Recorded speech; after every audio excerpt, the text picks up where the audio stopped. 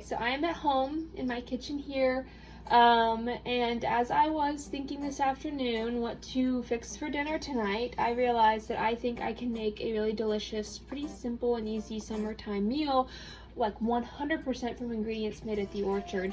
So I figured I would just share. We had a recipe out on the porch on one of our blackboard signs for my dad's grilled peaches, Terry's grilled peaches with honey and cinnamon, and that seemed to be a hit, so I figured why not try to throw something else together and see how this goes. I'm not a big 100% follow the recipe down to like the quarter teaspoon of black pepper type of person. I'm much more of a fly by the seat of your pants type of home cook here. Got my little assistant chiming in over there on the other end of the kitchen, so if you hear him in the background, he's just telling you how delicious it's gonna be. We've got most of our ingredients laid out here, and again, you can get these all at the orchard. He's very excited. We've got some pork hot Italian sausage. This is from Harmony Hill Farm. We sell their meat at the orchard here. It's about 15 minutes away, their farm, so it's really local. We've also got some, I don't know if you can hear him or not, but he's very excited about this mozzarella. Some organic A2A2 mozzarella here that we're going to shred up and put on top. We've also got some ricotta, and I may or may not have already gotten into this. Little guy over there is a huge fan of this, so I've just got the last little bit of a tub of also some ricotta, so we're just going to mix both these together. But this farm fresh ricotta from Mountain View Farms, it's really good. It's from Fairfield, Virginia. This is some of the best ricotta I've ever had. Wouldn't say I'm a huge ricotta fan in general. I mean, I like it, but I wouldn't say I like most ricotta enough to eat it with a spoon.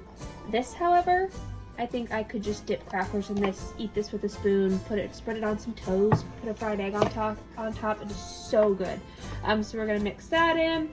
You can either mix up a fresh tomato sauce if you're feeling like it. I'm in a bit of a rush today, so I'm gonna use the Fruit Hill tomato and basil pasta sauce on top. A couple zucchinis, a couple eggs, some garlic, salt and pepper, and I'll show you how to do it. So first thing, you're going to need your cutting board, obviously. Wash up our zucchini. Just slice it as thin as you can. A mandolin would obviously get you significantly thinner slices. Would probably be, well, maybe safer depending on how careful you are. It would definitely give you more uniform slices. But you're essentially using these as like lasagna noodles. It's July. You're gonna have if you have a garden, now is the time of year where you probably are trying to throw zucchini at any passing car because you just have way too much coming in. So I'm just gonna use up what I've got here. So I am taking my zucchini slices. If you can hear me over my assistant, he didn't really get the all quiet on set cue. I've got my zucchini slices all laid out, and I'm just seasoning them with some salt and pepper. You don't want to skip this step because zucchini, frosty babe. You don't want to skip this step because zucchini, one, doesn't really have a ton of flavor on its own, so salt and pepper will go a long way. It also has a ton of moisture, so you want to draw out some of that moisture. My cutting board has some nifty little grooves on the side, so as the moisture drains, it will be caught in the side of the cutting board and won't go all over my countertop. So, what we're going to work on next is our sausage. Now these are hot Italian sausage. Sometimes we do have the ground sausage. They didn't have it for this first order we placed for the opening of the season. So I'm just gonna take the ground sausage out of the casing here, right under a pound of sausage. So I'm just gonna go ahead and get all this out of the casing and into my pan here. See, easy as that. It's seasoned pretty heavily. I've had this particular Italian sausage before, so I don't think it shouldn't need any additional salt and pepper or seasonings. And the tomato basil sauce we've got is really, really delicious. Tons of really delicious tomato flavor. So that's what I'm going to go with. Believe it or not, that's a happy sound. And like I said, we have already thoroughly enjoyed most of this ricotta. I might actually pull a small little bit out for a little guy over there to have with his dinner. So we've enjoyed a lot of this ricotta. So I'm going to get out the rest of this. And then I do have the end of a other tub of just regular ricotta from the store that I need to use up. So I'm just going to dump that in here as well. You're gonna want to add some eggs. Will help hold things together. So I'm gonna mix in, probably get away with 1 egg, but I'm gonna do 2.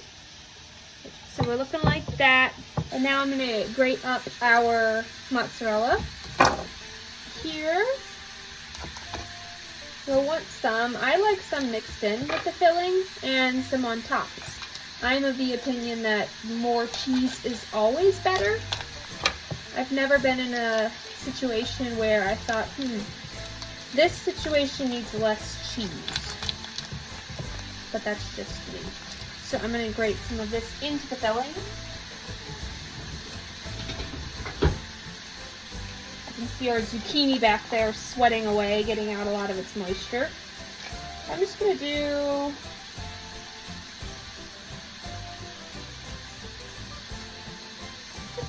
about that much in the filling. That was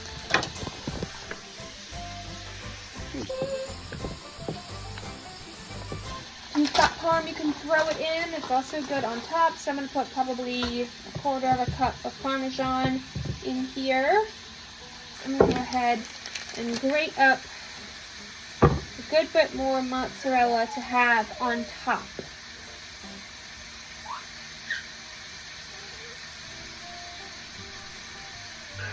And this mozzarella is really good. And just for funsies, I'm going to eat this.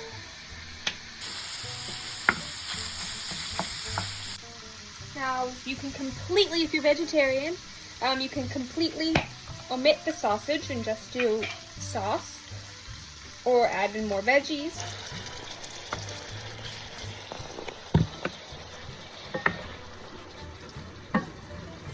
I did about half the jar. We're just going to see how that goes. You know what?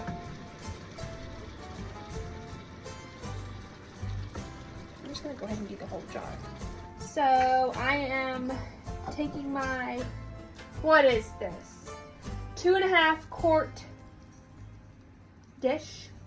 I am just taking some olive oil, drizzling it, and I'm going to rub my hand around in it to spread that olive oil around so that our delicious cheese doesn't stick super bad.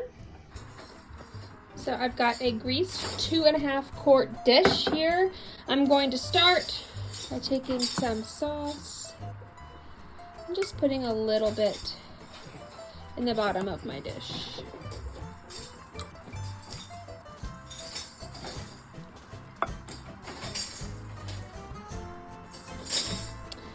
And then just do a nice layer there, and I'm going to spread a layer of my cheese mixture on top here.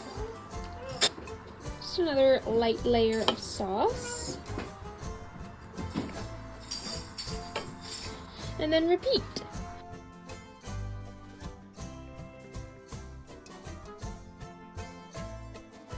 I'm going to go ahead and throw this in the oven. I've got it preheating to 375. I'm going to start with 45 minutes, and then I might end up putting it under the broiler to get the cheese nice and brown there at the end, but I'll keep you updated.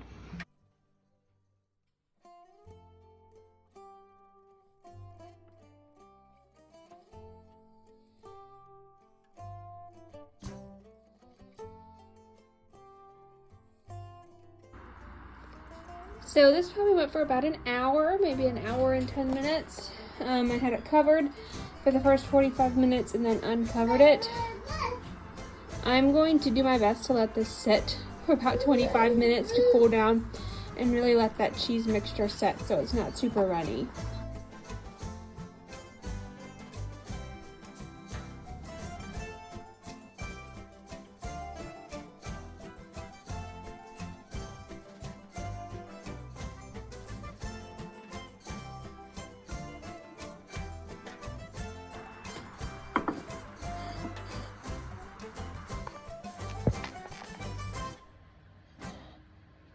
So even though it's been out of the oven for 45 minutes, an hour, it's still steaming. So you know how lasagnas can be like little volcanoes. Oh, that is so good. The Italian sausage is just really delicious. You could use ground beef, ground turkey, whatever you want. But the Italian sausage from Harmony Hill is like the best. Wow, that is really good. I'm going to go stuff my face and answer some emails. So, I hope you all give this a try. Let me know if you like these recipe videos, and I'll just keep on making them. I don't know if you can even really call this a recipe. I'll try to put down what I used, but it's a lot of just throwing stuff together. Alright, let me know if you try it. Enjoy!